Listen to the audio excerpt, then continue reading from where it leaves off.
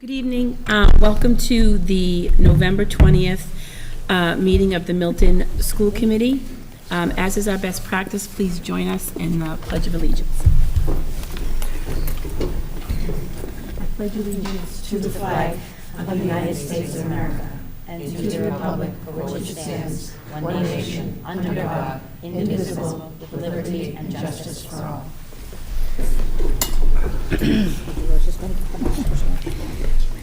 Okay, just want to approve the agenda. I know we have one change under number 9. We're going to strike under Policy Subcommittee A for this evening. Does anybody else have anything any changes, deletes that needs to be done? Additions? Okay. Next, we have Citizen Speak. Is anybody here for Citizen Speak? Okay. Okay, and then off to our superintendent for her report. Thank you, Chairman Varela. First, I'd like to invite to the table, second meeting in a row, Principal Fish and Pierce Principal Bill Fish to the table, and Assistant Principal Janice Mazzola they're coming with the edits, answer your questions, and a final vote tonight so they can get underway with meetings and fundraising. Thank you. Hi. As Superintendent Gorman mentioned, we were here at the last meeting to present some proposed changes to the 8th grade DC trip. The most significant notable change was the mode of transportation of the trip. We would fly to DC rather than take the bus. Some of the rationale for that was really around maximizing. It's a wonderful trip for students, and it's an incredible tradition and opportunity that our 8th graders have, but to be able to maximize their time while they're in DC. Rather than the 10-hour each-way bus ride, being able to fly we felt like would optimize the time. Families are already making a large investment for their children to attend. Yes, we acknowledge that there would be an increased cost because of the transportation, but we feel like this is the best way to continue to take this great opportunity and to move it forward for our students. Great. Anyone have any final questions on the updated proposal or final proposal from last time? No? Okay, then I'm going to make a motion to approve the field trip for the 8th grade as submitted today. Can I have a second? Okay, all those in favor? Okay, good luck. Thank you. Thank you. Thank you Thank very you, much. everyone. Appreciate it. Thank you for coming out. I know. Yeah, the only member of our heart says, no one ever comes back about these wonderful pictures. So maybe, if you have time afterwards, be good. Thank you. Thank you. Thank you both. Except for that, Mr. Jets had a picture. And next, I'd like to invite to the table, we spoke for the guests in the audience to know, and the viewing public, the school committee asked for presentations they wanted during the year, and preschool was one of the topics that the school committee requested. So I'm very proud and pleased tonight to have an amazing team representing our preschool. Would you join us at the table? And I would ask our pupil personnel director, Susan Maselli, to make introductions before we begin. Would the parents join us at the table too? No.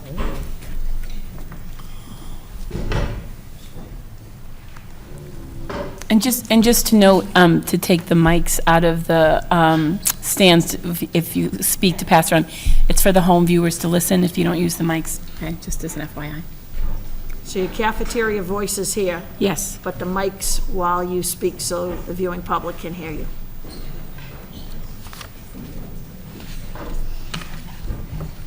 Excellent, thank you. Welcome. Good evening, Superintendent Gorman and Chairman of the school committee members. I'd like to take a moment to introduce part of my preschool team. I'm Susan Maselli, Director of Pupil Personnel Services. I'm Jamie Shimshak. I'm the preschool team chairperson. Marissa Stancato, I'm the sub-sepper preschool teacher. Nicole Davis, I teach the half-day integrated pre-K at Tucker. Crystal Lu, I'm the parents. Eric Huang, I'm the parent. Osai Arabo, parent.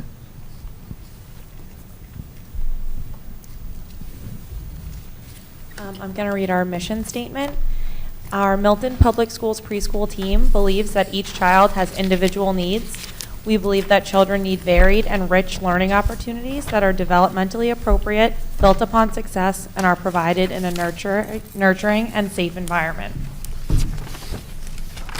So some of the work we've been doing with the preschool team is developing a new mission statement. This is in development this year. This is our current draft form, and we will be refining it over the next few months of the school year.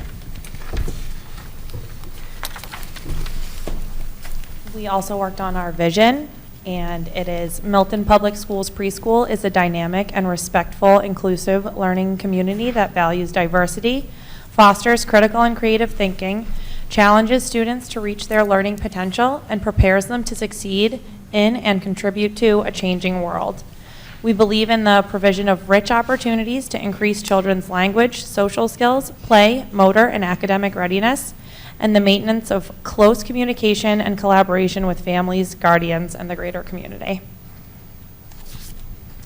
So again, this is a vision that we are in process of developing. We've tried to integrate feedback from teachers, students themselves in their work, colleagues in the building, and parents. Things staff love about our programs. These are just quotes taken from teachers when they asked us. Every day is a new day. Sharing first-time experience with my students is so exciting. Seeing first-time friendships develop and blossom is priceless. Our diverse students share experiences during large group, which allows each student a peek into different cultures. And a child's first teacher is special. You have a strong relationship with families so that they are comfortable leaving their young child with you. Having these relationships with families and watching the development of children during these early years is very rewarding.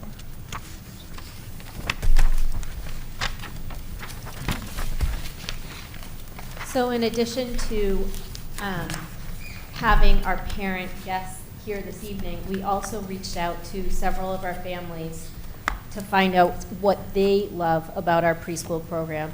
And I think I could summarize what they say, but I think reading their words is much more meaningful. Some of the comments that we heard were, we very much appreciate the supportive environment, open communication, and flexibility that the school provides to us and our children. We like knowing that our children's well-being and progress is entrusted to people who genuinely care for them and use the best tools and strategies in order to get our boys to succeed. We feel like the school is more than just a school, it's an extended part of our family. And my daughter, Sarah, is a sweet 4-year-old who has a communication disorder. I had some apprehension coming into her first year of preschool, as her primary way to communicate was through sign language. I get teary thinking about how much time and kindness the preschool team dedicated to my Sarah during the transition to school. They gave her the space and time she needed to bond with and feel connected with her aides and teachers. The experience exceeded my expectations. To watch my Sarah light up with smiles as she heads off to school each morning is a true gift. And I think I could keep reading more and more of our quotes, but it's more important if you hear our parents share their experiences. So I'm going to pass the mic over to the Huangs.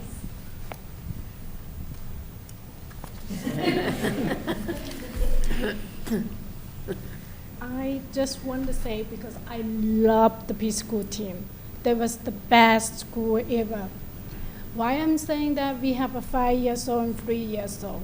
We try to moving from Quincy to Milton because we know they have a wonderful program, school program. That's why we have to make a hard decision. We have to move because we have to bring my kid here to having everybody, the great team. That's why finally we make a decision. We bring our Elizabeth to the preschool. Jamie was amazing. She was helping us so much. Even though in the beginning of feeling, I still worry because I moved to a different town, I'm meeting a different professional people, I'm still scared. But after the IEP meeting with Jamie, I'm glad we moved because everything what she did, the whole team, and Marisa was there, oh my God, it was just amazing, it's wonderful. That's what my Elizabeth need, definitely helping her progress. After a few months she is in preschool, she definitely make progress. I'm so happy she's doing better and better now. She get a very good transition to the kindergarten. Of course, we are so happy. Now we are the next one. I still have a 3 years old, my Edward. And then I'm working so hard with him in the EI. We still struggle because we always having problem to separation. He always is look like the kid is look like scared of everything. I don't think, in the beginning, I keep thinking, look like he almost turning 3, but still worry about how he can go to preschool without me, because he have been going to school with me all the time. Now it's look like time is closer. I'm scared, but I'm so exciting because he will go in the next step. Of course, we have a amazing team again, and I will meet Jamie. Now look like ever in the preschool for about 3 weeks, a month. He's doing so good, just so good. I just love everybody. I have to thank you everybody so much, everything you have guys did for my Edward and my Elizabeth. Now finally I'm feeling I can breathe a little bit, because now my kid is look like they can go to school, they can progress, they have their life because all you guys helping. Without your help, I don't know what I can do. That's why thank you so much. And I'm the father. So in addition to my wife Crystal saying, I just want to say that the teams are so supportive, and for everything they treat our kids like their kids. So during the school days, teachers will fill out all the notes and what they did during the day. So as the parents, we really want to know what's going on. So yeah, they doing that. So the team, like my wife said, is so amazing. Thank you. Good evening, guys. Well, my family and I, we moved to Milton in 2016, and our son Roby, he started the school system in 2017. We have, as a family, have had every positive thing to say about the program. I remember my wife, she's a pediatric neuropsychologist, so her focus area is actually autism. And so she has fought different school systems for her patients to get more services. So I remember the first time when we were going to advocate or go to the meeting for the IEP for my son. We went in there with a lot of trepidation and some anxiety, thinking we're gonna have to fight for our son to get all the services he needs. But I'm just happy and glad to say we went into the meeting and we felt as though they wanted to give us all the services we asked for and then some. They just met every need. Because my wife, she's in that kind of vein of thought. She was like, we need this. And even the teacher was like, have you thought about this? So just imagine the school system giving you advice on other things that you probably wouldn't have thought about. We left that meeting feeling like we moved to the right city. We're in the right place for our child to flourish. Another key things that we experienced is I just love the fact that the teachers and the system, they're just so fluid and flexible with change. I know in the middle of the school year, my son went into the second year of preschool, and he started dealing with bouts of, he had one big massive seizure experience, and we were extremely scared. He was out of school for a month, and we thought, oh my God, how is he gonna transition back? I felt as though once he came back to school, the teachers did everything possible to make us feel welcome back, and not only that, to do everything to make sure that we felt safe leaving him in school again. They had all the medications in place. We filled everything out. The doctors were in communication with the nurses. So everything was done. We felt like, all right, we are safe again. And just that experience alone just kind of brings joy to our heart that our child is in a place where he is protected and he is watched over just like we watch over him at home. One last thing, in school system, we believe he's there to get a good education and prepare him for like kindergarten and first grade. But one time, my son came home from school and he was excited to tell us that another kid in his class who was nonverbal is now speaking. And that in itself just gave us great joy. So in order for a 4-year-old to say something like that, you know that the teachers are fostering an environment where they are looking out for everybody else and everybody's excited for progress in other kids. And that in itself just told us that not only is he getting a good education, he's learning empathy at such a young age. And you can't put a price on that. And I just want to say that our family is beyond appreciative of the whole system, starting from Jamie and the team and Ms. Jess and Marissa. All of you guys do such a great job, and we just want to thank you wholeheartedly for all that you do.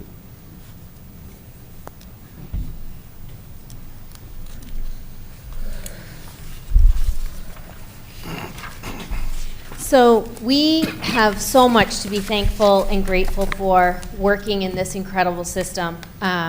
It starts with the parents that we work with, the children that we work with, and the colleagues that we get to collaborate with on a daily basis. Some of the additional thank yous that we really want to make sure we mention tonight are the partnership with Historic New England. They provide monthly programs and artifacts to use with the curriculum units.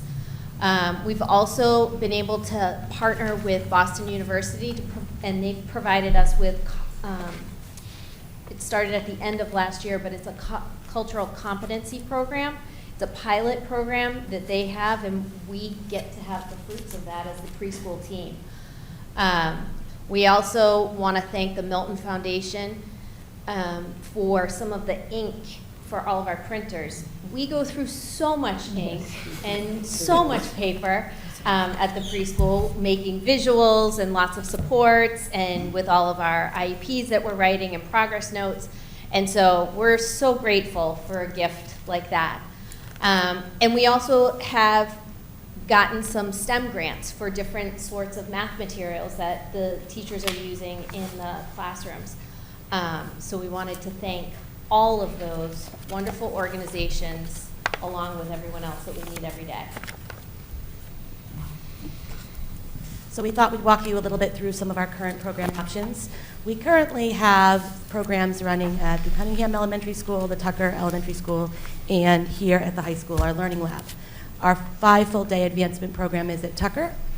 Our 3-day Learning Lab program is here at the high school, and that program affords high school students an opportunity to learn about child development and volunteer and work in that program. Then at the Tucker, we have a morning and afternoon integrated classroom, as well as at Cunningham. And then we also have our sub-separate programs at Cunningham that support our students who have our highest level of learning need. We thought we'd give you a little sense of our current enrollment. Given that we support kids who transition from early intervention throughout the year, we do like to start the year with having space because we will evaluate and bring in other students. Our Learning Lab and Tucker programs are at capacity with 15 and 18 students fully enrolled. Our Tucker morning and afternoon sessions are at 11 and 10. And our Cunningham morning program currently has 40 students. The capacity for that is 45, and the afternoon is at 31. Our full-day programs are running at 6 and 8 for total enrollment.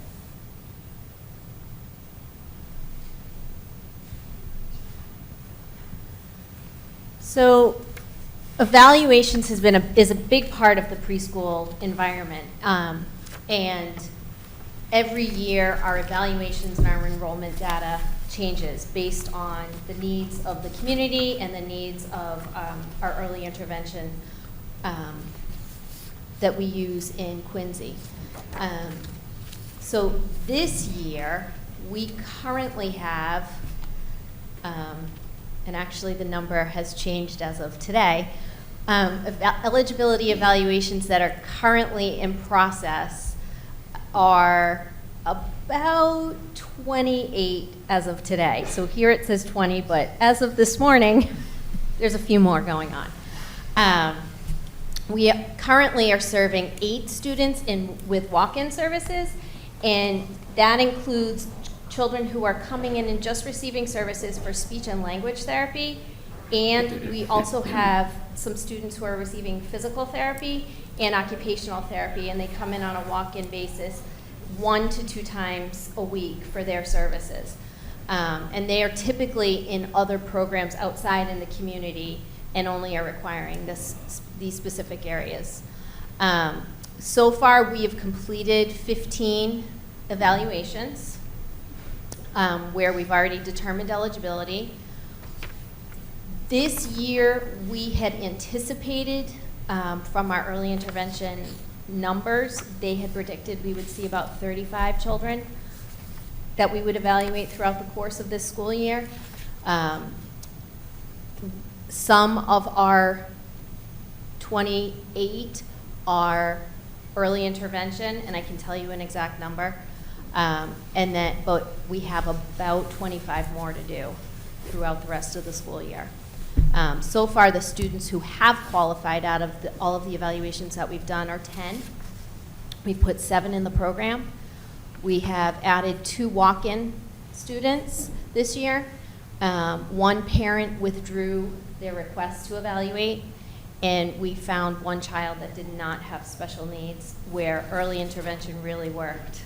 And this child will now be coming to the preschool as a peer in the next couple weeks, which is pretty exciting.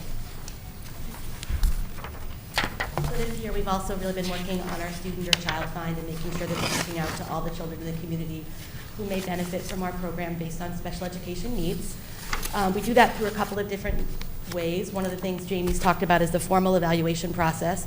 We also offer community children an opportunity to come in for a screening if their parent has a concern about an area of the development, which typically results in identifying if they may be someone we might want to keep an eye on, or someone who we may offer some home-based support to the family, or they also may be screening to come into the program as a typically developing or a peer model.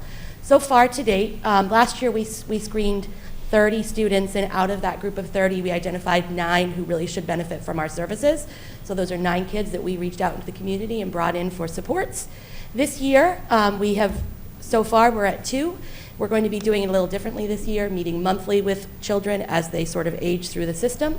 And 2 have qualified to go into a full eval. Those are pending, and 4 students we identified as not needing our support right now. So that's exciting. How do you want me to end for this? So, as Jamie mentioned, the pre-K team is kind of piloting a course for cultural competency, which I think has been really fantastic, personally, in a nerdy sense. So I'm just going to tell you a little bit about the course. So it's been a hybrid course through in-person and online modules designed and facilitated by BU faculty. We're increasing our cultural competence, and the ways that we're doing that is by learning the tenets of culturally responsive pedagogy, creating community and support across the preschool team from 3 campus locations, which has been really nice because we all are getting a chance to come together, which we hadn't really had an opportunity to do too much. We're ensuring practices are inclusive and thus increasing academic outcomes for all students. And we're reflecting on our work with a cultural lens and refining it to ensure inclusive practices and to welcome engagement of all families. We just met last week, and it was just a really nice way to do the course. It was the hybrid night, so the graduate students or the doctoral students came in who have been helping their professor design this course, and we gave feedback, and they were able to change a few things, add a few things. It was really nice. It's been a really nice experience. If you're a teacher like Nicole and you teach at Tucker, you're relatively isolated, as is the teacher here. So this is an opportunity for the entire preschool team to get together on a regular basis for professional development that in the past they had not been afforded to have that full district experience. So we're excited about that. We thought we would talk a little bit about our current initiatives and where we're at in terms of professional development with the entire preschool team and the entire preschool. We are continuing to look at our program model and making sure that we're having best practices aligned with how students enter and exit our program, including how we determine their level of support, their placement, and how we determine if they have a program placement or walk-in services. We are really looking at our assessment process and our provision of IEPs to really make sure that we're getting the kids exactly what they need. We are really trying to build stronger connections to current preschools and have a coherent preschool experience across the 3 campuses. Speaking to what we've already started with partnerships across other organizations, that will continue to be a high priority for us.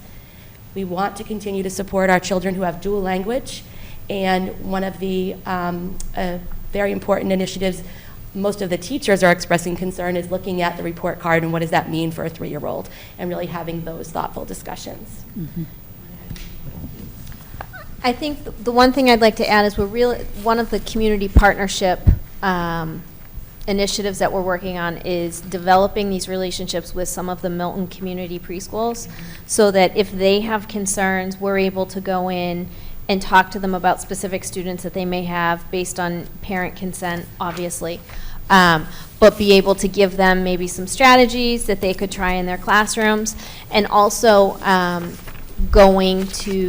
working with a partnership with early intervention. That's been really important to me in the last 1.5 years that I've been here, that we forged this positive relationship so that families, when they're making a giant transition, like jumping from early intervention, which is very family focused, to what some families may fear as the school system and what happens then, that we're making this a real nurturing, positive experience for all of them so that everyone feels safe and comfortable and encouraged on their journey here.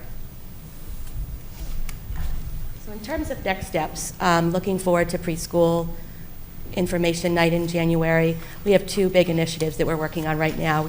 We really need to get our preschool website up to date. That's something that we've been working on. And we really want to be looking at the whole classroom model and making sure that when we come to that presentation, we're able to give you really thoughtful information about the needs of the growing and changing community in terms of the students who live here and the students that we support.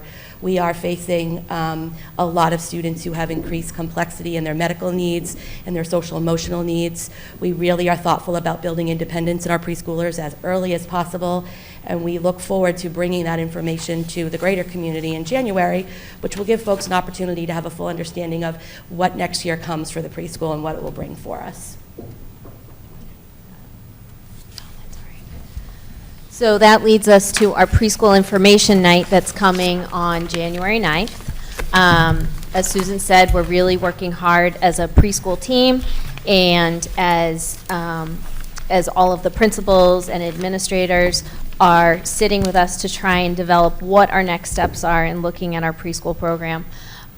So on January 9th, we will be having our preschool information night, and that gives parents an opportunity to come and learn about the different program options that we have in Milton, ask questions that they may have, to answer any concerns that they may have, and just a time to get to know all of us. So Jamie and I really want to thank these amazing parents who've taken time away from their kids to come and join us this evening and speak about their experiences firsthand. I need to give a shout out to 2 of my teachers who will be bright-eyed and bushy-tailed in the morning, but, and thank them for their time coming tonight as well. We welcome your questions or thoughts on behalf of the preschools, and thank you for your time. Yep. Member White. Thank you. I was wondering if you could speak to enrollment and how it's changed over the last number of years, and if you, looking forward, are seeing an increased enrollment. I know you've spoken about the complexities of the learners coming in, but what about the numbers in terms of enrollment? Jamie has a few numbers to share with you. Okay. So, as of... Speaking to the mic. Oh, sorry. Yeah. It's okay, it's just they won't be able to hear you on cable. Yeah. I believe, I don't have the total number in the preschool. I want to say it was about 76 were the most, I left them on my laptop, I'm sorry. But I believe it was 76 was the total enrollment right now. And that includes both students on IEPs and students who are typically developing peers.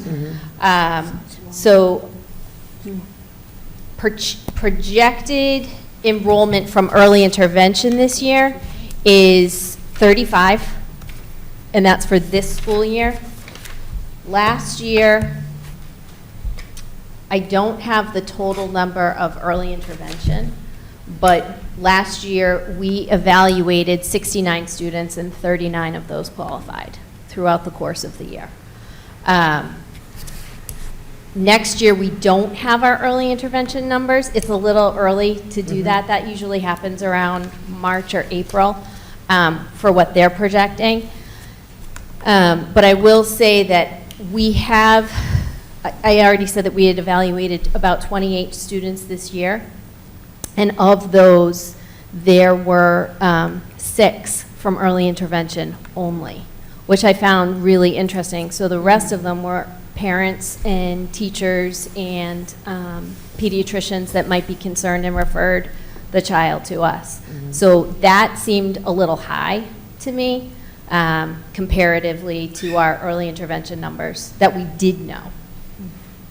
Yeah, I mean, when I think back to the slide on our current enrollment, looking at the Cunningham half-day integrated program morning session being at 40, tells me there's only 5 slots left in that program for the rest of the year in that morning. That is more than we had last year at this point in the morning program. I think, as I remember, we had between 12 and 15 openings across the time, and we don't have that now. So we are seeing increased enrollment. We also converted, the Tucker program is now integrated, and that's supporting kids with special needs where it had not in the past.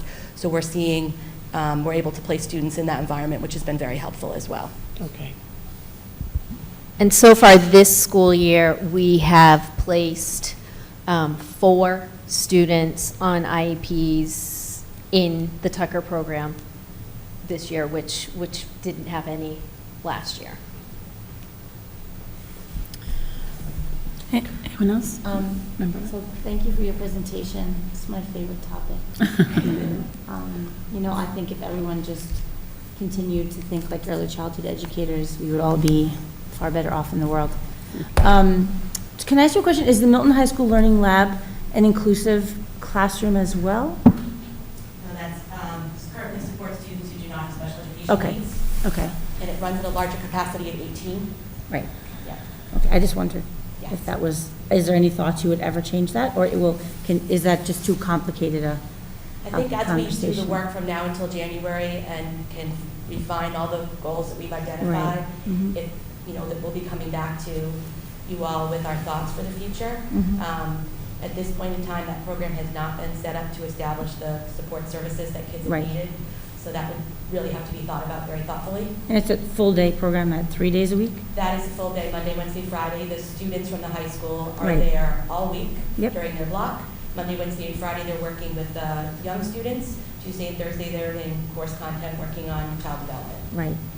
And the last thing I want to say, is you probably already know this, but Milton is a recipient of the Coordinated Family Community Engagement Grant, the CFCE grant, which is a grant designed to engage and empower parents as the first teachers. And some of the work they do is around supporting parents' transition. So I don't know if you know Susan Dolan or not, but she is the CFC coordinator. And she and I know each other from our work at CFCE. And I know she supports families around these same issues as well. She's been a great resource to Jamie in the last year already. Yeah. We've talked to her a lot about kids who might qualify under Child Find Right. through our 262 Early Childhood Mhm. Grant. Right. So we've had a lot of contact with her. Great. She's a great resource. Yeah. And, we're happy to have her. She also networks with our community liaison, Marty, so there's a nice combination of Right. resources there. Yeah, I mean, it's a great grant. They do a lot of, from the Department of Early Education and Care. And I know she runs playgroups, and I know that they do the ages and stages questionnaire, which really helps parents identify some of the challenges they might be seeing and sort of work on those things at home. But Yes. thanks, that's great. Thanks for all your work. She's It's great. wonderful. Yeah. Anyone else? Ada? Thank you for your presentation. It's lovely to hear an update and on the preschool programs, and it's so wonderful to hear from our families and about how positive your experiences have been. So really appreciate your coming in and taking the time to share your experiences with us. I was just wondering about the report cards that you're working on. Back in my day, when I was working with the preschool programs, we were using the creative curriculum, and that generated some reports based on how kids were doing, and I was just wondering, how have things changed and what's going on? So I can touch a little bit on the report cards. The report cards are actually newer to us at the for last year and this year, so it really is refining it. The preschool team prior to my arrival developed what they felt were the key points that they wanted the kids to achieve by the end. And then as they started working on them last year, they realized, well, some of these things we need to scrap. So it really is a work in progress right now. It's not tied specifically to the creative curriculum that in terms of the report card piece, but it is attached to the district-wide report cards. So it's in the same system It's in the as same- the yeah. other K Yep. through 5? But like I said, they're really refining it to meet the specific needs. So I know that they have a 3-year-old report card, and then they have a 4-year-old report card, so based on everybody's different level, and just tweaking as they go. That's a lot of work. Good luck with that. In the creative curriculum in the integrated classrooms, and that's something that we've been looking at. What are the benefits of that? What are the things that we want to develop within that curriculum? Within the social competency curriculum, they're also talking about that initiative. One of my big pushes is early literacy and what that looks like, so I really want to spend some time talking more about that. So all of those things are playing into looking at the preschool standards and trying to align that to a report carding for children who are 3, which is a balance and an art. So it is something that will be evolving over time. So we're kind of just beginning to dive into that process. Great. Well, good luck with that. Thank you.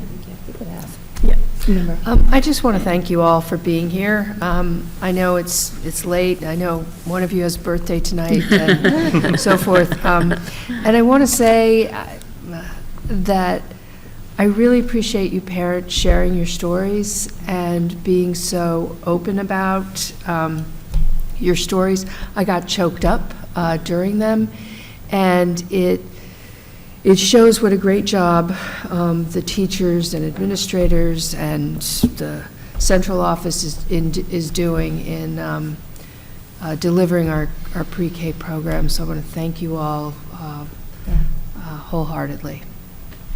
Yeah. Before we close, on behalf of the district, our preschool is almost like our 7th school. And so your remarks were very eloquent, each of you, and to the educators and the administrators. You have huge lobbies in these people, and they lobby for the preschool. We have 2 school committee members who are by trade, by training, are preschool advocates, so we get a lot of guidance from them. But on behalf of the district, we appreciate your comments, and to each of you, the teachers and the administrators, thank you very, very much. We're very, very proud of you. And your remarks were right. To enter the school system and to feel secure, the way you feel about the school system at the beginning, it's a standard to keep up for the next 13 or 14 years. Thank you. Yeah, so thank you again, to echo all of the members and Superintendent Gormley. Thank you very much for coming out. I've been on the school committee for 5 years now.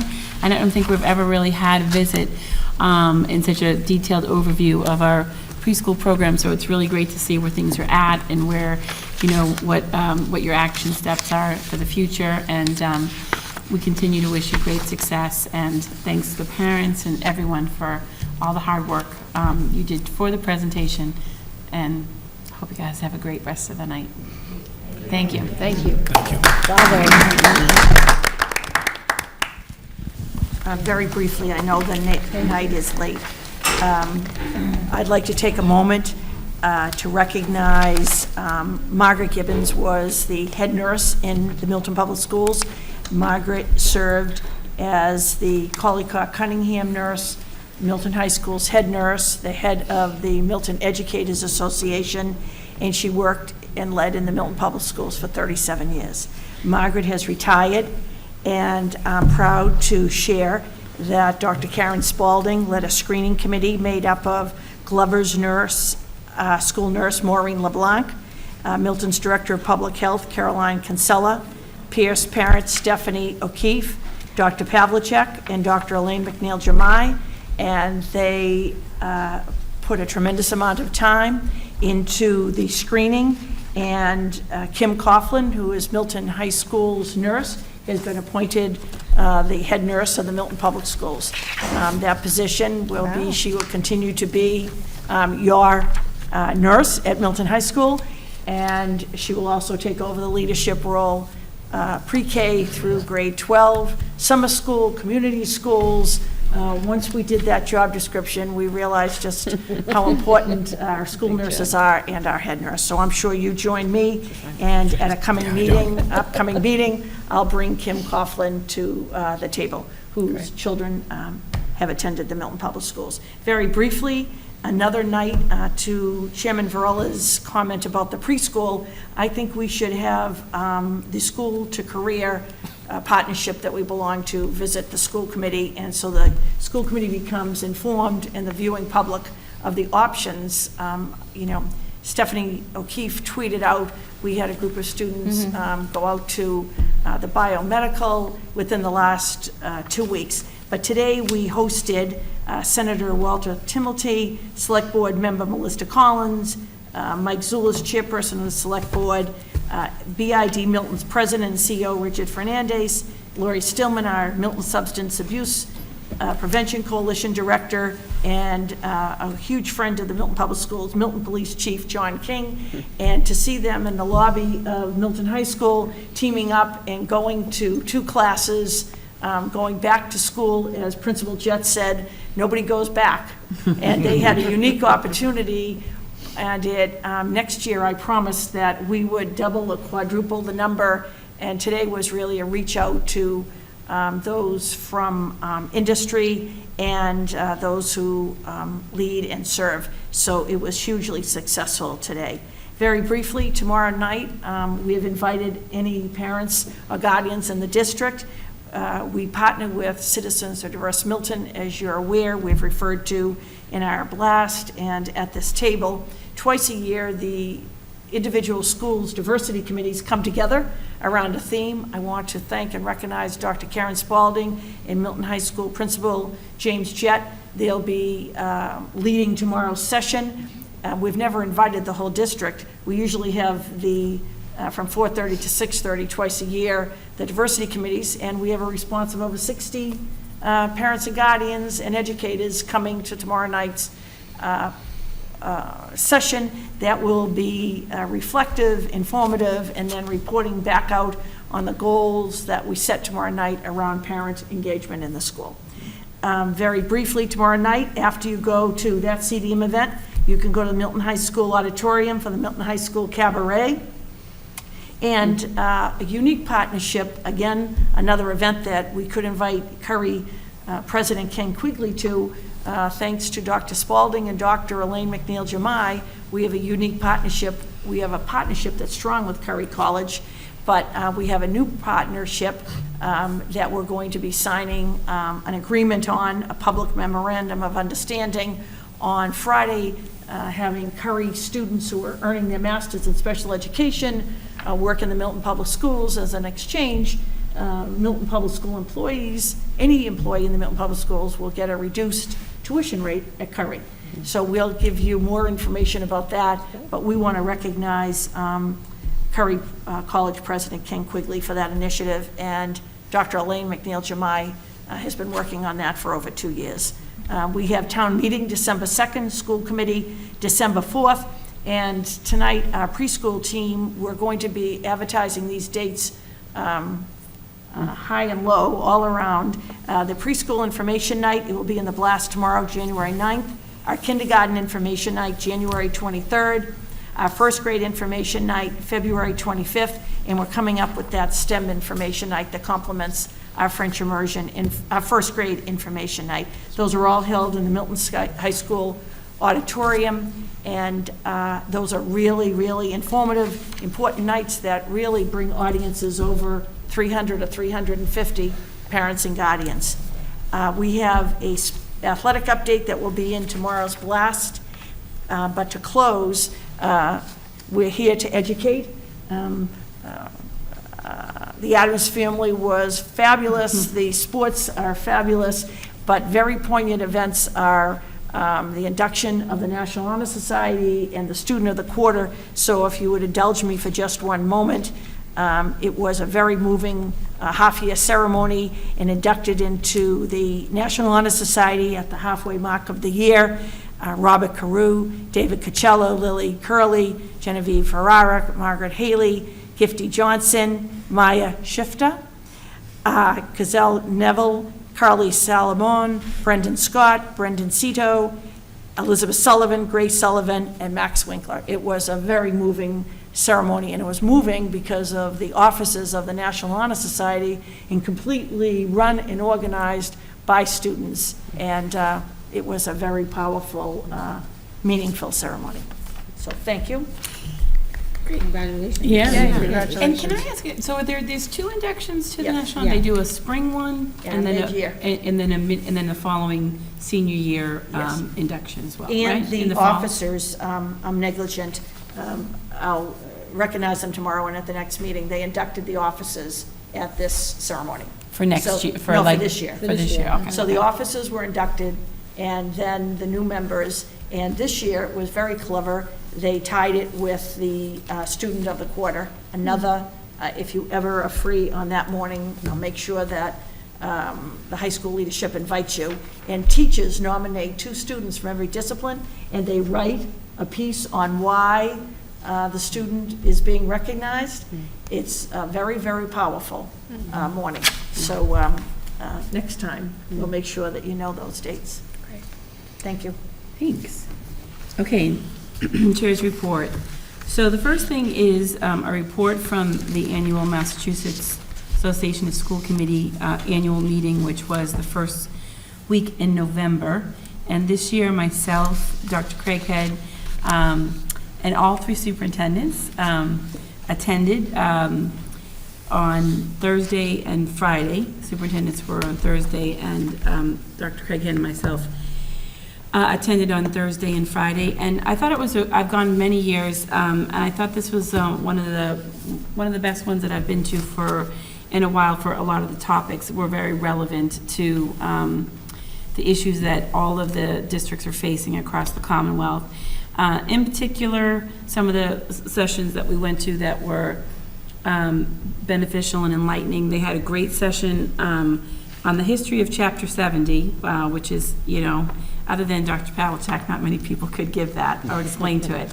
But it was a great session, and again, you can never learn too much about it because it's such a complex topic. There was also several very good sessions about municipal and school collaboration during your budget session. So those were great to learn what other districts are doing, what we're doing right, what maybe we could add to. That was really important. I also attended a great session on school committee self-evaluation and what other people do, at their retreats and goal setting, beyond goal setting, but doing self-evals, which I thought was really interesting and I'd like to maybe bring to our retreat this year. There was a wonderful guest speaker on Friday, a very famous speaker, Dr. Derek Gay, who spoke on reframing diversity for the 21st century. He was excellent, both Dr. Craig and I went, and right away I texted Superintendent Gormley saying, we have a great speaker for professional development next year. It's really, really great. And there was also a very good session on student transportation and the challenges that all districts, Dr. Craighead and I went to that as well, are facing. And it was a good session to sort of powwow about, what could be done, what are they doing. But it reinforced that transportation busing is I won't say a total crisis, but it's a very, very challenging thing across the Commonwealth, because so many people do 90%, 89 to 90% use bus companies, and find it a very challenging situation. So that was really interesting. I don't know if any of you want to speak to anything that you saw or there at all, for the most part. It was valuable for us. I can have Dr. Pavlicek speak to, we made some connections around transportation. Yeah. And some leads and experts in the state who will be able to help us. And then Dr. That's great. Craighead was our representative at the, what did I get? It's the annual meeting, yeah. I Yeah, was the the delegate formal for the annual annual delegate, yeah, meeting, to yeah. speak to. Which they have moved in the last 2 years to Friday afternoon. And I think the reason that they do that is so that it will wrap up a little more quickly than it had in the past, because people are anxious to get out of there on a Friday afternoon. I won't go over all of the resolutions. I'll just say that they voted the same way that we did on every resolution except for resolution number 2. And resolution number 2 was about the MTEL and getting, well, basically dropping the MTEL as a requirement for licensure. And I actually spoke up to support our stance. We had voted against this, and I got up to speak, and I basically said that we have the #1 school system in the country, so something's working, and that the bigger problem with this resolution wasn't that they were trying to fix whatever problems they saw in the MTEL. It was that they were just trying to get rid of the MTEL with nothing in place to replace it. So other people got up and spoke in similar sorts of ways, but there were certainly advocates on the other side. This was the only one, the only resolution that was kind of heated, debated for a good bit of time, and that required at our town meeting, we do a standing vote. It wasn't a standing vote, but it was a raised hand vote. So it was the only vote that got to that point because it was so close. I think I don't have the exact numbers. They didn't give us the exact numbers on the vote, but it was, like a 55-45 kind of split on that vote. And remember that this is a resolution. This in no way, this is just a resolution to urge legislators to, and to urge the, I want to say the Board of Higher Education, but that's wrong. That's what guides my life, yeah. It's, DESE, to do something about the MTEL. So anyway, Great. That was that. Thanks.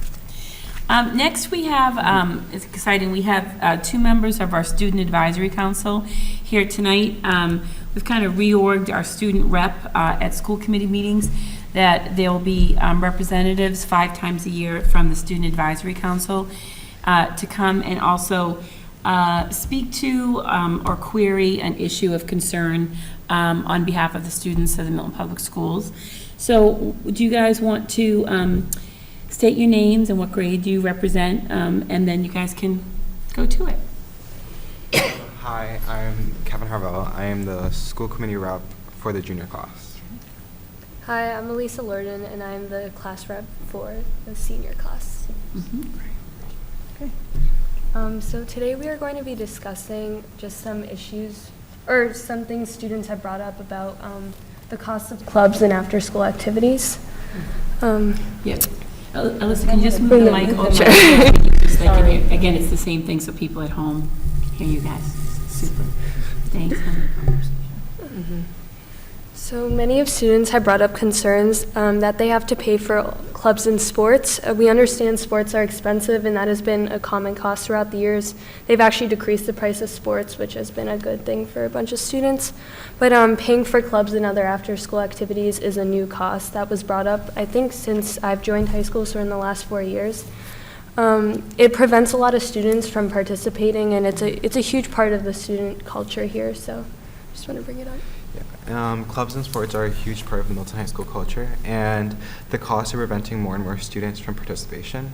So we're just asking you guys, what can we do to help the student body minimize the amount of payments for after-school activities and increase student participation?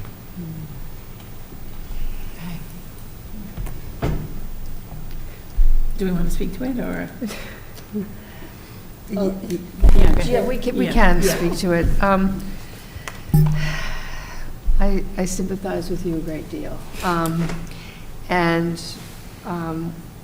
when I went to high school, not only were clubs and activities free, but school buses were free and sports were free. I'm chair of the finance subcommittee, which is why certain people were looking at me to say something here. Yeah, in the override that we had, what was that, 3 years ago now? Mm-hmm. Okay, in the override that we had, we were, as you mentioned, Elisa, we were able to half the cost.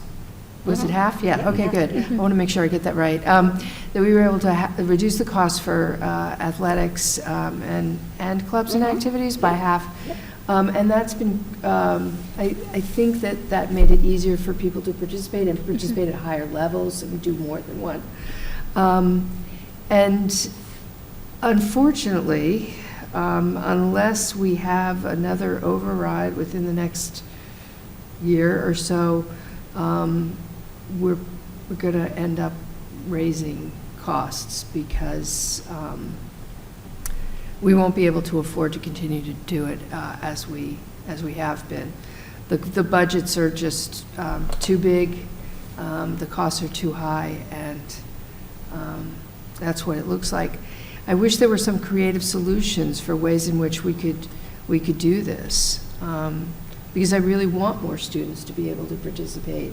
And I really don't want it to be the cost of something to prevent students from joining a club or an activity. Do you think, can I ask you two, I know that in student government that you fundraise individually for your class, for your prom and that and the like, but that you also join forces as a whole amongst all the classes to do fundraising initiatives for needs, for either charities or things in the district. Have you all discussed maybe if as a whole you could do like 1 or 2 events a year to maybe help raise some money towards, this is mostly you're speaking about as clubs, clubs and activities, right? Not sports, right? And did you say too that it was the best practice that you wouldn't pay anything to be in a club? At least freshman year and sophomore year wasn't as enforced as it is now. Students have been kicked out of clubs because they haven't paid the fees, so at least the last 2 years. Yeah.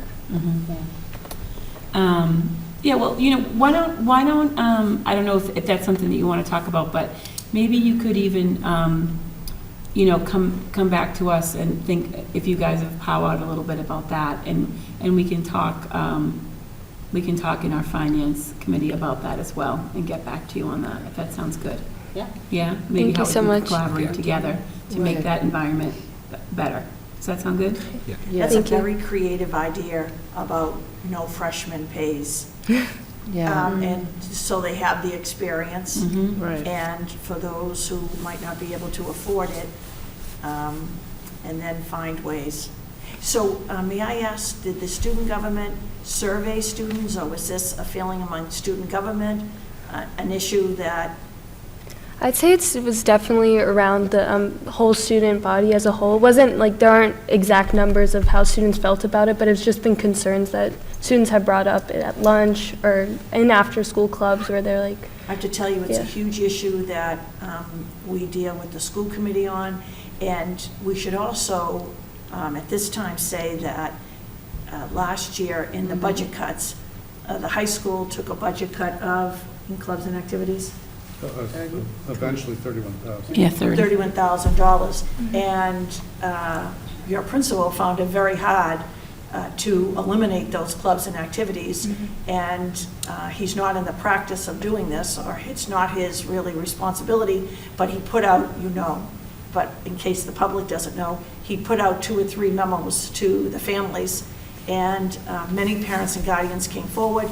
They made donations. They went to their companies for matching donations. So he's almost raised that amount of money so that we didn't have to eliminate or cut any clubs and activities. We couldn't do that every single year. We couldn't promise to do that.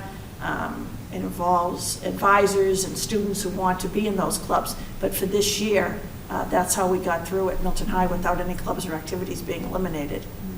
And I think that I want to thank the both of you for bringing this up, because I think sometimes, we talk a lot about this as a school committee, and we talk about the importance of clubs and activities and the entire experience for students in high school, and the importance of keeping it in the budget and supporting it and advocating for it. And sometimes that, okay, people just say, oh, there goes that school committee bar again. But from the students, that's a very powerful statement. And we've been having many conversations in Finance Subcommittee for the last 4 weeks about our budget, which we're going to talk about in a little bit, and the importance of thinking about what the district needs. And what the district needs are clubs and activities that students can afford and participate in, and help them to make some decisions in the future about what they might want to do. So I thank you for bringing that to our attention tonight. It's very timely. Thank you. So I think what the action items can be, like, as I said, is that if you want to think about that, as maybe an initiative of the school committee as a whole, the student government, and again, we'll talk about it. And then the next time that you come, so I probably think it's 5 times a year. He was originally supposed to come in October, so I don't know if maybe you'll come in January, probably. I'll talk to Ms. Losi about what date works best, and whether it's you guys or 2 other reps from the committee that come. And hopefully maybe we'll have a little bit of an update on that. And then you guys can also talk about maybe another issue that you might want to bring up, as well. Because I think this is great. For years I've been on the school committee. It was actually Dr. Donahue. I want to give him the credit of revisiting this and reshaping it. That we love to hear the voices of the students, because you're an integral part of the district. And by law in Massachusetts, you should be able to speak at the school committee meeting. So it's great to have you here, and thanks for your thoughtful comments. And we'll circle back in January, okay? And I also assure you that we will talk about this in Finance Subcommittee before you return in January, too. Okay. All right? Thank you. Thank you so much for your time, guys. All right, moving on, Finance Subcommittee report. Yay, okay. Okay. So, in your packets, you have 2 budget proposals as prepared by Assistant Superintendent Pavlicek. All right. One of them says no additions. And the no additions one is a simple rollover with contractual salary raises, with small percentage increases for utilities and other items, and that comes out to an increase of $2 million for next year. That's with nothing. That's with no additional teacher at the elementary level, which we are going to have, and that is with nothing else beyond that. That's not restoring anything that we lost this year. The next one that says the FY21 general fund budget proposal totals out to $2.7 million. And in that budget are included the following items. But I'll wait on the items in just a minute. The Finance Subcommittee voted to recommend to you all, the whole school committee, that you adopt the $2.7 million budget as the one that we bring forward to the warrant committee. We talked about the fact that it is our obligation as members of the school committee to put forward what the district needs to operate, and that is what is included in the $2.7 million. We also recognize that this number of 2.7 looks like an override budget, and we also recognize that there has been no real talk of an override this year. There seems to be no appetite on the part of the Select Board for an override this year. However, the things that I'm going to go over are what the district needs to continue to deliver a quality education to the students in Milton Public Schools.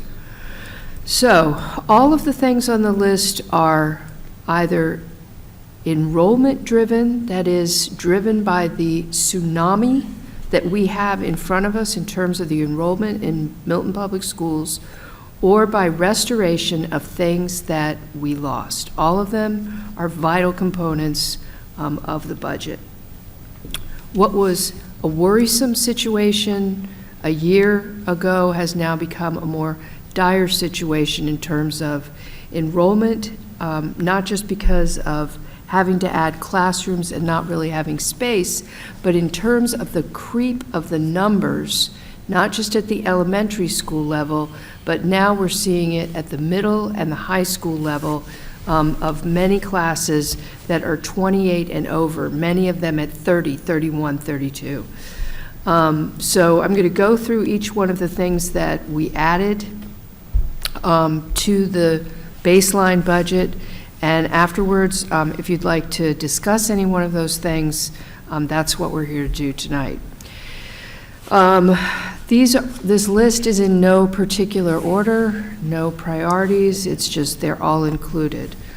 One is the elementary teacher that I alluded to a few moments ago. We absolutely have to have somebody in front of the classroom given the incoming kindergarten class.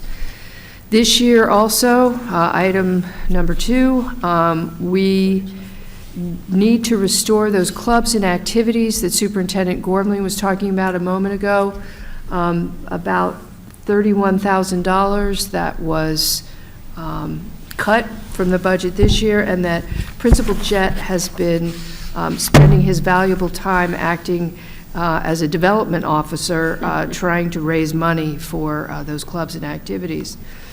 Also on the list are 3 full-time equivalency teachers at the high school.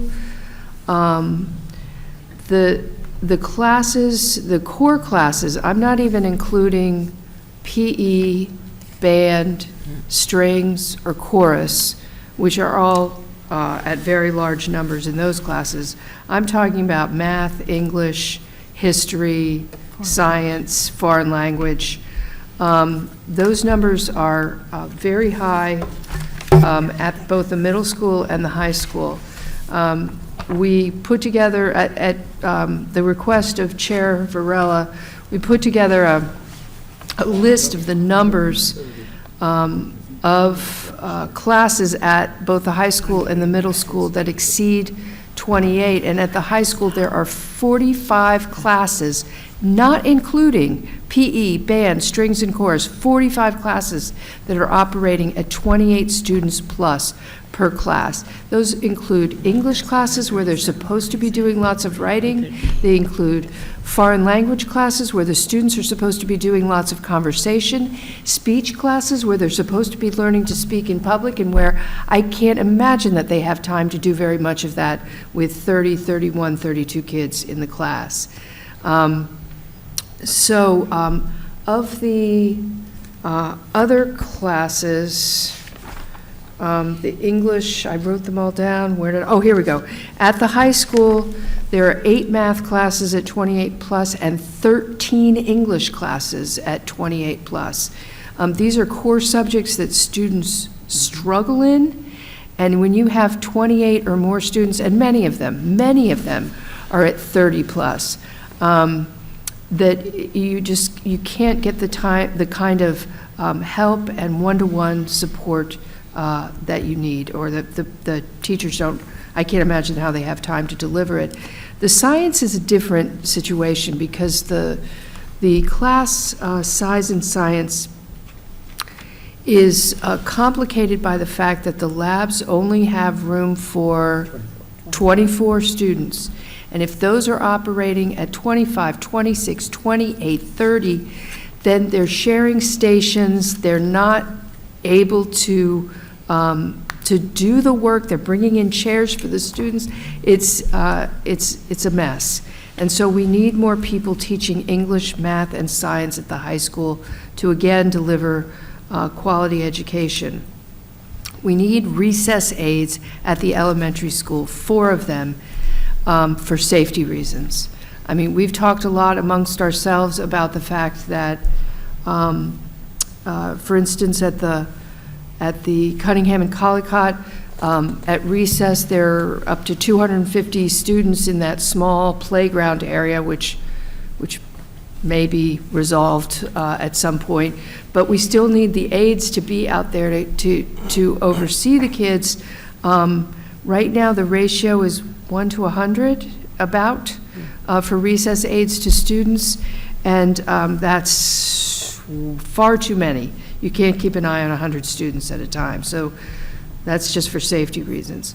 The average caseload for middle school guidance is 350 students per counselor, about. And that, as you can imagine, if you count up the number of minutes in the day, there's really not enough time for every guidance counselor to get to know every student. So we need another guidance counselor at the middle school. World language at the middle school, again, this is enrollment driven. Everything that I've talked about so far, except for the clubs and activities, which is a restoration, is enrollment driven. The numbers for French, even though those are high too, French immersion and French humanities, there are many classes at 28 to 32. Those classes are relatively static or stable in terms of the numbers in them, because you're not adding really students at that point. However, that has increased the demand on the other languages, Spanish and Latin, and there are at least 7 classes at the middle school which are 28 plus. And it's, as I'm sure everyone knows, it's no way to learn a language when you're in these huge classes and you have no time to really practice the language, especially in Spanish. Our bus woes are probably well known to everyone watching this and across the district. Originally, the wait list was at 140 this summer for the bus. It is now down to 52, which would equal 1 bus or thereabouts. So we need another bus next year. The elementary school principals are pleading with us to bring back the instructional technology teacher that we did get in the override, and then we had to cut last year, I believe. And one elementary instructional technology teacher for all 4 elementary schools, which really have an enrollment equaling 5 elementary schools, is not enough if we want our kids to be prepared for the digital world that they're going into. And the other thing is, 3rd graders are taking the MCAS on computers. And so we really need another instructional technology teacher just to prepare the students. And finally, we are in desperate need of an assistant director of special education. We have 500 employees that are teachers and paraprofessionals that need to be trained in how to deal with special education issues. We need to increase programming. We need to grow our numbers in-house that we have here. I don't know if the viewing audience realizes how much money we save every year by having programs in district where we can teach students with needs that we would have had to have sent them out of district for. And there are some students that we need to send out of district, but it's better for the students if they can stay in district, they're not taking long bus rides, and they're close to home, and it's also better economically. So we need to work on that. the NEC and Partners program that are in district have saved us a considerable amount of money. We need help to run the programs that are in place. Susan Maselli, who was here tonight for the pre-K program, that's just one more thing that's on her long list of things that she works on. She works tirelessly for this district. She stays late. She manages a budget that is larger than any other budget outside of the school budget. And it's, how she is doing the job right now is simply beyond me. The teachers in district are calling for, needing more training, more oversight. We need more evaluations, and we need to have that person in place. So those are the needs. That's what we've added to the budget, to the $2 million to reach 2.7 million, and that's the number that the Finance Subcommittee has recommended that we take to the Warrant Committee. But I'm happy to entertain questions, comments, and anything else you have to offer. Yes, Betty? You did a great job, Elaine. I couldn't have done it better. I love the way you explained everything. And, you know, I think this has been a really hard look at this budget, and we agonized over, you know, what the town's looking for us to do versus what we think is our job. As school committee members, this is our budget, and we're in charge of our budget, and we have to advocate for the needs of the students. And yesterday, I remember Glenn sharing that since June, so not including the kindergartners that are coming up to first grade, who we expect to enter our system and continue on, but we've had an additional 138 students enroll since the end of June 2019. That's a huge amount of new students that are moving into the district, and these students are entitled, as their families are, to an education and to all the programming that everybody else is entitled to, and we need to meet those needs. And, you know, I understand the budget issues in the town. I mean, I ran for town meeting when I was 21, which was many years ago, and it still continues to be a constant struggle of trying to meet the needs of all the departments. But, you know, my focus tonight and our focus here this evening is to advocate for what the schools need, and I truly believe we need, and this is pared down. This is pared down, yes. We need these positions, and we don't have any choice. That's a great point, Betty, that there were other things, many other things we could have included on this list, and this is the list of things that we absolutely need for next year. Explain how the principals come from their site councils. Oh, yes. The Finance Subcommittee meets with, over the course of the fall, several weeks, we meet with the site councils of all of the schools, and we also meet with the athletic director, the special education director, and I'm not sure anybody else. But we meet with all the constituencies, and they, this year they were absolutely wonderful. They knew that there were real budget constraints in town, and they only put on their wish lists things that they really, really needed, and spoke to that. And obviously, not everything on those lists is here. We talked about all of them. We pared them down to the essentials, and that's what we're presenting tonight. Thank you, Elaine, for your presentation. I fully support this, and just want to thank the whole Finance Committee for your work. And I think we wouldn't be doing our jobs if we didn't advocate for the needs of the students. And our numbers, I think most people in town know that our enrollment is going through the roof, and are expecting that it's going to increase some costs somewhere, and it's up to us to bring that forward. And the town will have to make the decision about how to proceed, but we're all committed to providing a quality education for the families that bring their kids to Milton Public Schools, and I commend the Finance Committee for bringing this forward and representing us. Thank you. Thank you.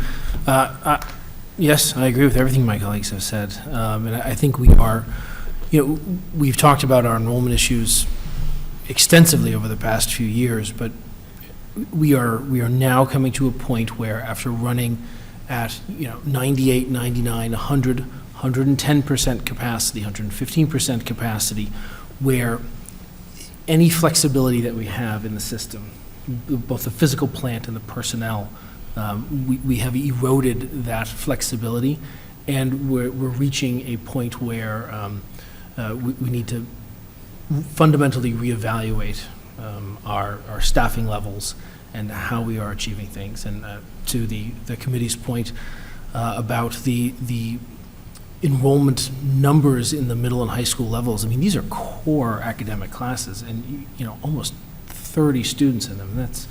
That's very, very, very hard on the staff, and that's very hard to expect to maintain our high expectations of our students in those settings as well. So I think in years past, some people might have certain opinions, but we have endeavored to deliver a request that was somewhat more streamlined than this one, but I don't see a way to do that this year. This is not yeah.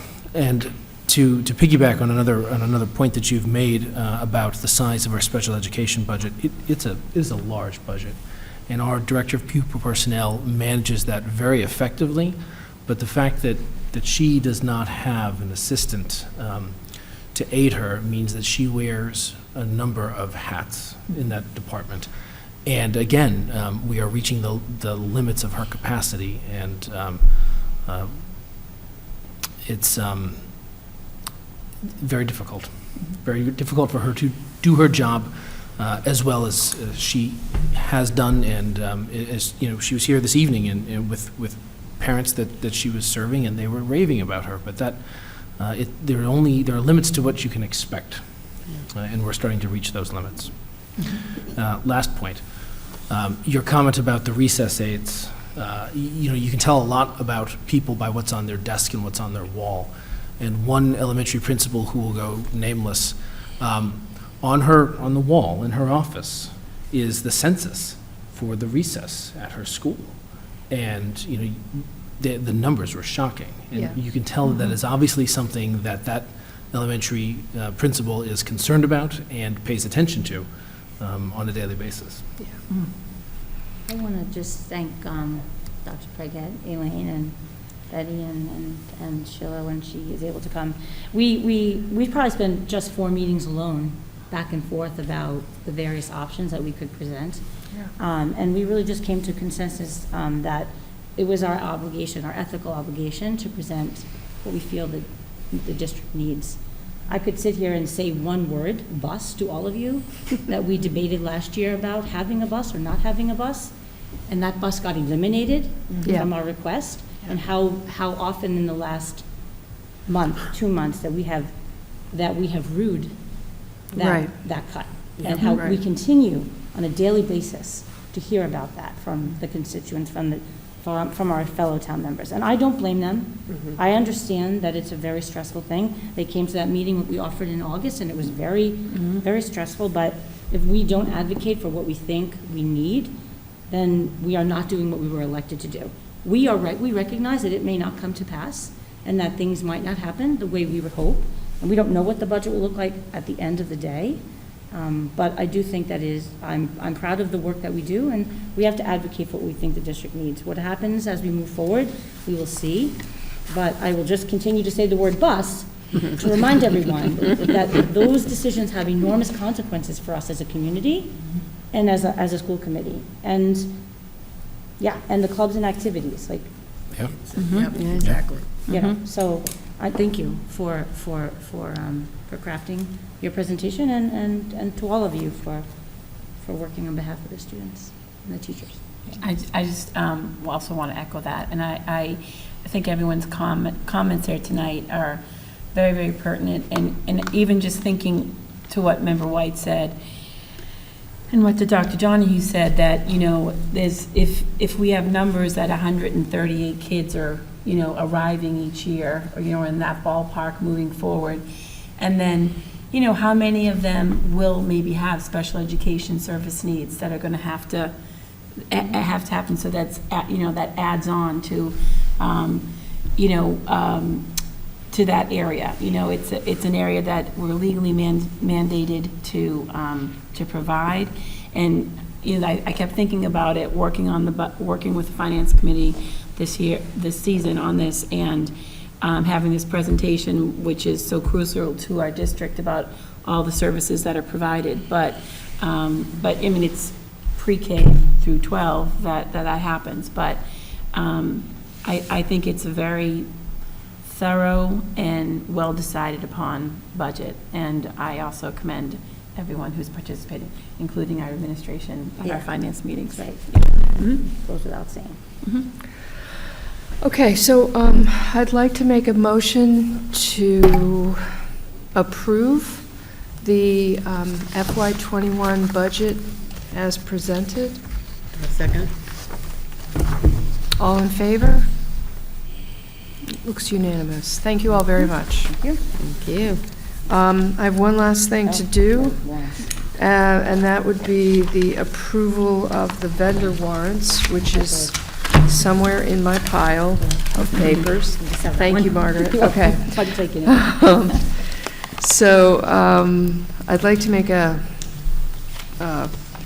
double motion to approve vendor warrant 20 dated November 14th, 2019, in the amount of $274,254.74, and vendor warrant 21 dated November 21st, 2019, in the amount of $368,356.34.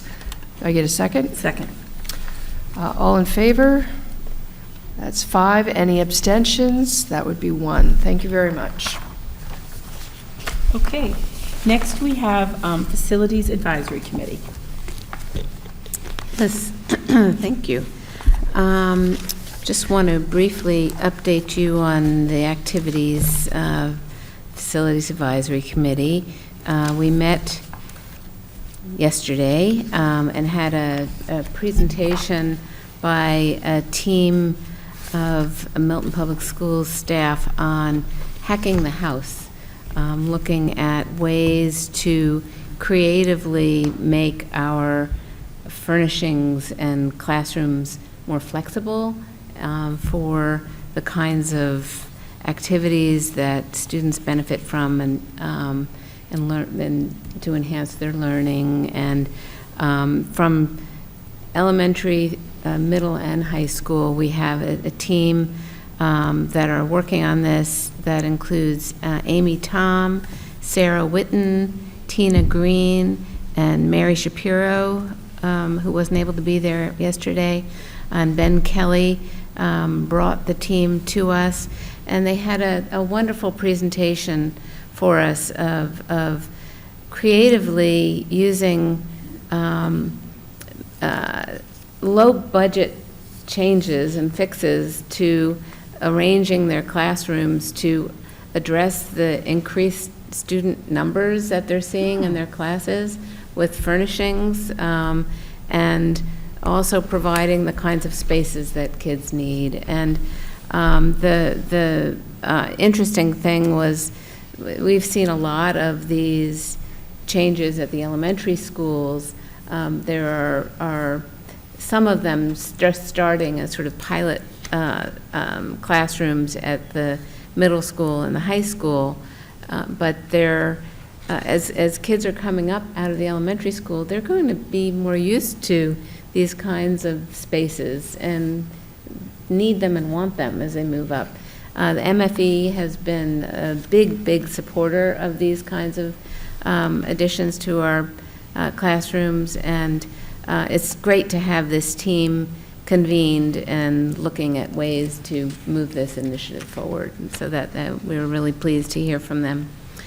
The other thing that we've been working on is we've been working with the Cunningham Collicott Green Space group, And as I think last time I told you about the volunteer landscape architect and architect that we now have working with us, landscape architect Bill Madden and architect Alex Fernandez, both of whom are Glover parents who are volunteering their time to help us at the needs of the Cunningham and Collycott School, which is enormously generous of them in sharing their expertise and their time. Since we met, they developed some draft drawings of a proposed plan for the CC Green space based on a number of conversations that we've all had and their own thinking about what playgrounds and outdoor learning spaces might have. We brought that presentation to the neighboring abutters last week. We had a meeting at Cunningham School last Wednesday that was facilitated by another volunteer community member, David Ehrman, who is a talented group facilitator, and it gave us a chance to review with the neighbors the progress that we've made since we were last in touch with them last summer, and when we made phone calls to them all to hear about their concerns and thoughts about such a project. We shared the proposed drawings and sought their feedback. And overall, we've got some positive feedback about the plan. There were some additional concerns and questions that they had, and we listened and made note of that. The group met again, the CC Green Space just met again on Monday to review that, and have come up with a number of revisions to the plan based on the concerns and interests of the abutting neighbors, and we all agreed to those changes being made, and we have a plan to go back and meet again with the abutting neighbors on December 3rd, and we hope to get them to sign off on this sort of concept of what it is we're hoping to do. And then we will bring that back to the Facilities Advisory Committee, which has been being kept abreast of this progress all along. Our next facilities meeting is December 10th, so we're hoping to bring it back to that meeting, and then to bring the proposal back to the school committee on December 18th, in our meeting in December 18th. And I've asked the full team from Cunningham Collycott and our volunteer architects to attend that meeting if they can, and give us a chance to unveil the plan, because it has not been unveiled yet for the full Cunningham Collycott community. We've really kept it under wraps until the neighbors had a chance to really respond to it.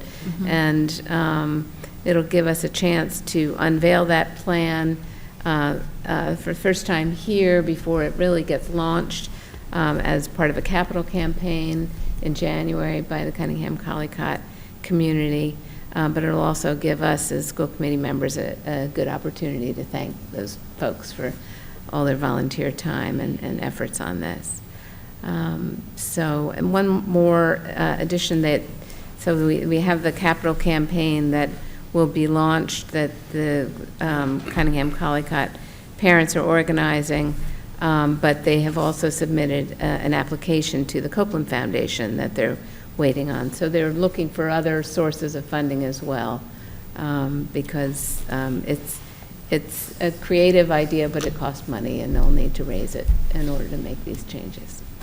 So we feel very optimistic about it, and so that's it for facilities. Some questions? Yeah, well, you're like gifted. Yeah. No, like seriously, you are. I mean, I'm serious. Like, from the meeting, from the library meeting, the first one, to then the meeting at Cunningham Collycott at the Cunningham Hall, and now to all the work that you've done with this group of people and getting the volunteers and to everyone. It's just so, I'm so grateful. It's just Yeah. really Yeah. quite something. If you could spend some time with the two It's architects, just amazing.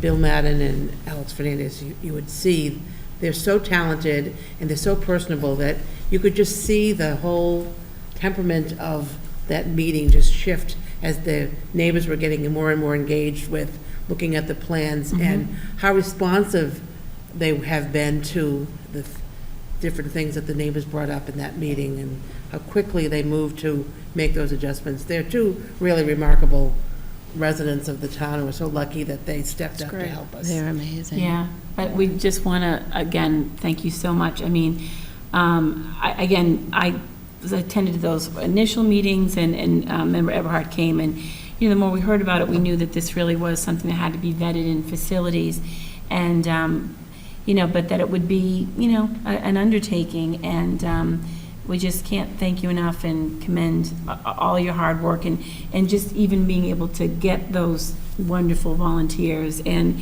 working with the parents, and the neighbors, you know, which was a very passionate and, you know, heated topic at points, and to get to know who to pick and with facilitators and make that happen. So, you know, so grateful, you know, a million times over. I just want to say Betty and Ada have done a phenomenal job. They actually spent time during recess at the Collycott Cunningham to know what they were talking about, and the two of you, the meetings and the way that you've worked. I just want to add one note. Nobody could be happier about the Cunningham Collycott green space than your superintendent. But Chairman Varela and I attend the MFE, and to your point, I just want to make one note. That team from the district volunteered and attended a 3-day workshop at Harvard last summer. It was very interesting on creative classrooms in anticipation of building a school. And last year's Celebration for Education, the theme was flexible furniture. And in our libraries, maker spaces, and flexible furniture. So you're talking about the budget tonight. We would never be where we are without the MFE and the flexible furniture. Then Chairman Varela and I heard the report. The MFE issues 2 rounds of grants a year, $20,000 each round. They received $42,000 worth of requests, and they're in the midst of, I always love to tell our teachers, a representative from each school works with the MFE to decide. So they'll issue $20,000 worth of grants, and they told the board the other night, and Sheila and I were there, that the number of requests for flexible furniture just took their breath away. And sometimes people wanted a whole class of 30. They said, well, we'll give you 5 chairs. And so this is absolutely a phenomenon. K-12, pre-K through 12, that our teachers, but we have to recognize the MFE. We wouldn't be where we are without their grants and their funding of this flexible furniture. In the slideshow that they shared with us last night, you could see that some of the furniture that was no longer going to be used at the library, they actually repurposed and are using it in other spaces up at the high school, so it was kind of nice to see. Well, the conference seats that you sit in my office, I know. They are refurbished from the library when the flexible furniture was purchased from Celebration last year. That's great. Bravo. Great. Yeah. Okay, so staying with both of you, we would like just a little update on what's going on with the school building committee. School building committee. Next. Well, school building committee has been meeting over the last few months. We've spent a fair amount of our time reviewing the enrollment data, and one of our members in particular has done kind of a deep dive into the data and has identified some interesting trends that we'll be able to bring forward. One of those trends in particular is the correlation between our enrollment data and real estate sales, and showing how when there are spikes in our real estate sales, the number of sales in a particular year, then you can look at the spikes in the enrollment the following couple of years afterwards, and that whenever there was a spike in sales, then the enrollment went up, and then it would go. And at first it started out every few years, and as we've gotten further on in this period of time that has been tracked, the spikes were becoming more frequent, and it's largely why we're seeing the enrollment increases that we're seeing. The school building committee got to tour all the elementary schools and Pierce Middle School to see the overcrowding firsthand, and I think that really helped everyone's perspective and about what it is we're here to deal with. We've had a chance to review the youth task force feasibility study, so we're aware of what other groups in town are doing and how they approached the needs of that group and how that might relate to the work that we do, and we'll continue to be in touch with that group moving ahead. Chair Carrie Hurley has met with multiple town officials in the last number of months to become familiar with others in town who can serve as resources to the school building committee moving forward. We're beginning to look at some possible sites, but it's very early in that stage. But we did a number of us did a webinar with the School Building Authority to learn about the new updated approval, the School Building Authority approval process, which has changed since the last time we went through a school building project. That sort of getting us geared up for our first step with that will be beginning in January. We'll start work on a statement of interest for the School Building Authority, which will be due by April 1st. So we'll be turning our attentions to working on that. There will be a brief presentation at town meeting on December 2nd about from the school building committee, just to introduce the group to town meeting since they were appointed, and to inform town meeting members in general about what the work is that we're doing. But it will just be a brief informative proposal. There's a lot of other material on the warrant, and we won't want to take up a lot of the time. But that's great. Thank you so much. Can I just add that I think it's a very talented group. Everyone has such a terrific skill set, and they're very impressive. But the other thing that was interesting is when I think we started this process, I was thinking we were never going to be able to get state funding for a new building because we had already had so much funding from our prior project. But actually, because of our overcrowding, we are, I think, what they call priority number 2 to get some funding, matching funding from the state. So I thought that was interesting. That's wonderful. That's That good is news. Yeah. excellent news. Really great news. Yeah. In their webinar, they rattled off a list of items that might be considered serious overcrowding, I think is the term. Severe overcrowding. And we asked them, what do you mean by that? And they said, well, if you're doing this, this, and this, and we were like, yep, and yep. Okay, we know where we fit in.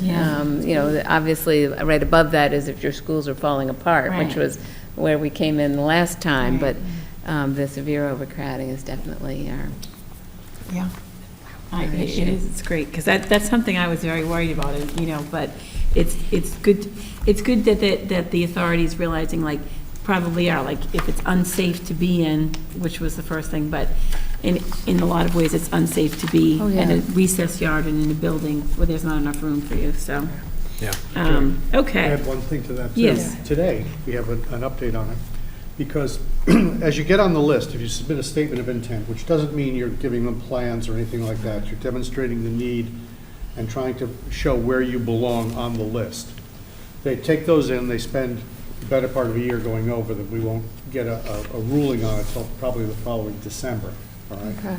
But you then go on the list for projects, and you can start doing your feasibility studies and so forth. And the list has been funded every year, and the state has a maximum amount of funding of around $200 million a year to be put towards fund. I think maybe 250.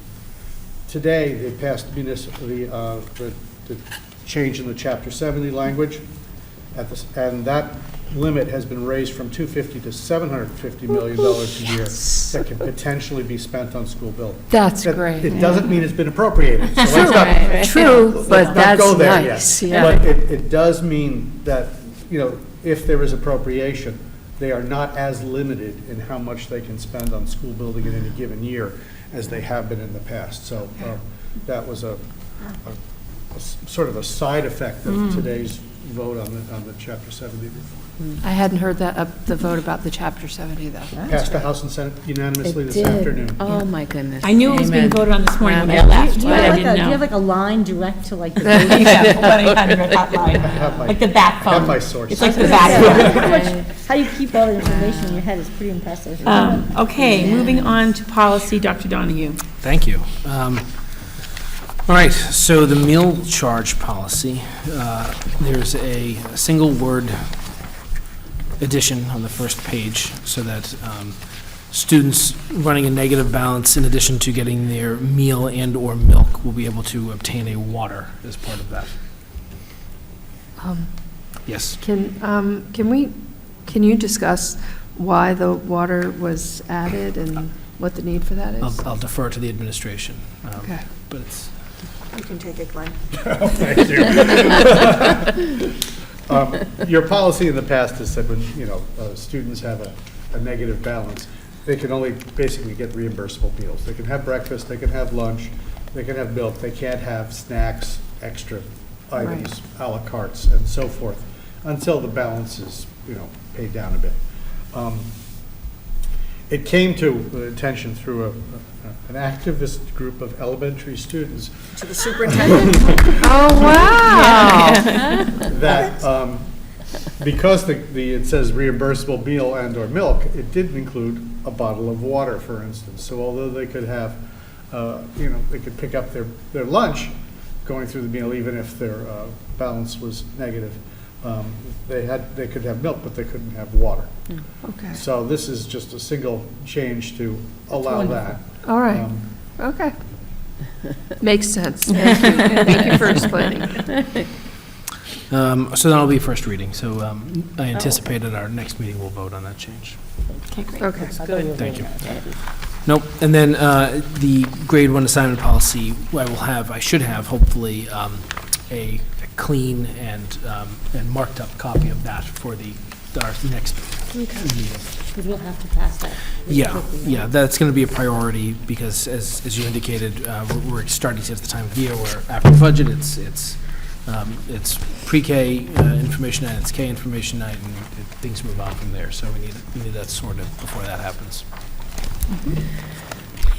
Okay, thank you. Next are approval of minutes in your packet and also via email. Recording Secretary Maureen Kennedy sent the October 2nd minutes to this school committee meeting.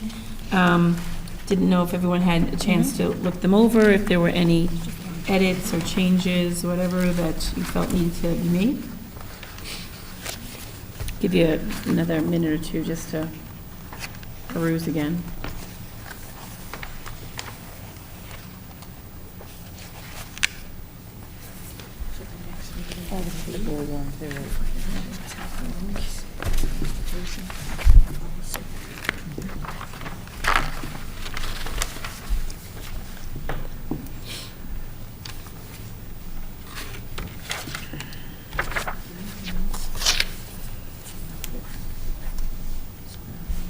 Okay. I'm going to make a motion to approve the minutes from the Milton School Committee, October 2nd, 2019. Second. All those in favor? Great. Old business, citizen speak, topic response, I'm sorry.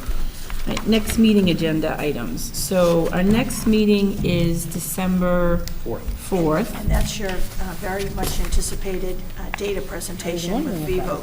Oh, is it really? Okay. We love having you here.